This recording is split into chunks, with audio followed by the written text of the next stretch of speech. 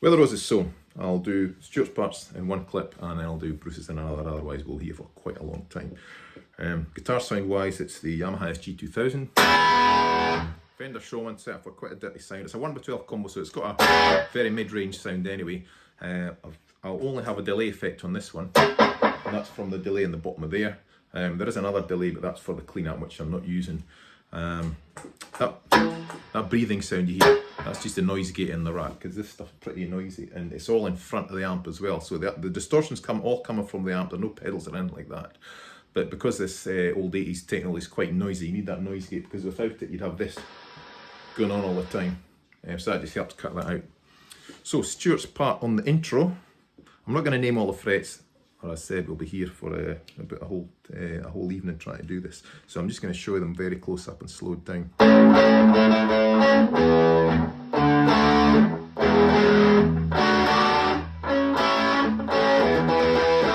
So it's little pairs of notes, only 2 notes at a time, 2 strings at a time.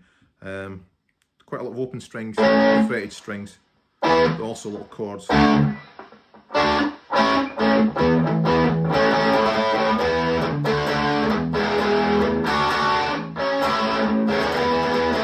When the band kicks in, brings it up a gear a bit, so it's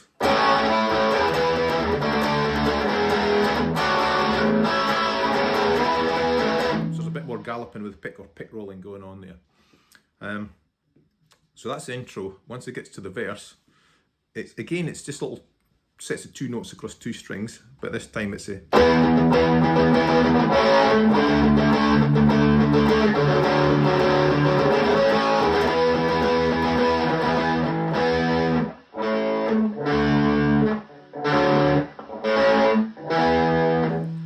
so up to speed.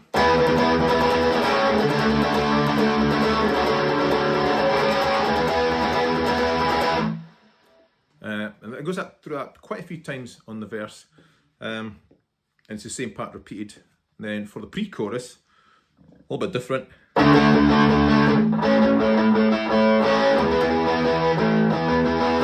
Does that 3 times.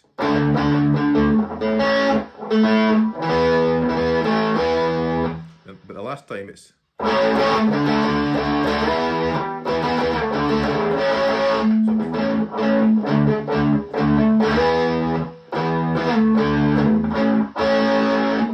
okay.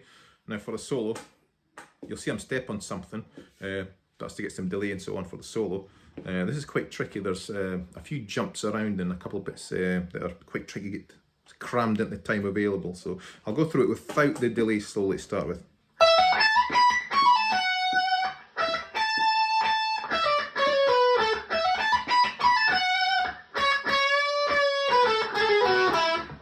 With the delay.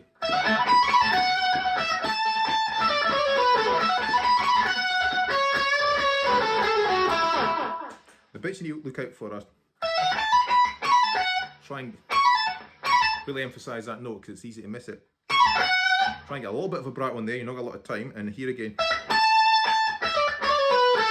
Try and do that.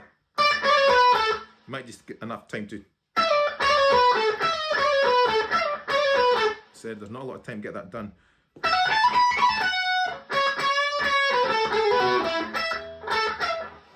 Trying to get back up here is quite tricky as well.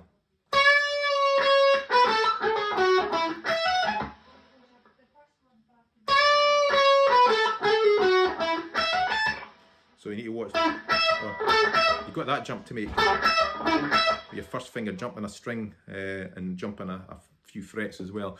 So that might take a little bit of practice. That's the only really tricky part in there. And once you've got these bits, that's pretty much all the building blocks of the song. The only bit that you need to know that Stuart plays at the very end, when you hear it live, and he's going to run about all over the stage. He needs to be playing something that he doesn't have to look down at, or he's going to crash into everybody, tripping over stuff and so on. So it's just a straightforward.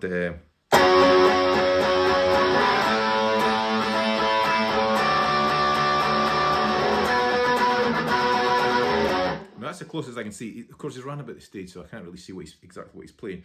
But essentially, it's an F sharp minor chord, an A chord, and it's up to a D. I'm just adding 2 fingers, just adding these 2 there, and a B minor, but I'm only playing, I'm no bothering with that.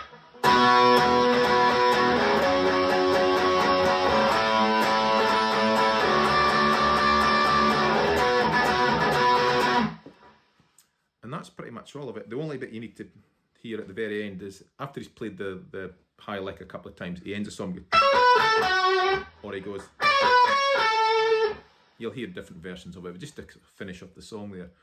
So that's all Stuart's parts. There's not a huge amount to it. I'll do another clip now with Bruce's bit, and I'll post that as well. Bruce gets to do a bit more on this, as is traditional. Stuart's parts are quite simple because he's singing at the same time, so Bruce gets all the cool bits to put in behind the verses and so on. So I'll cover that in a separate video.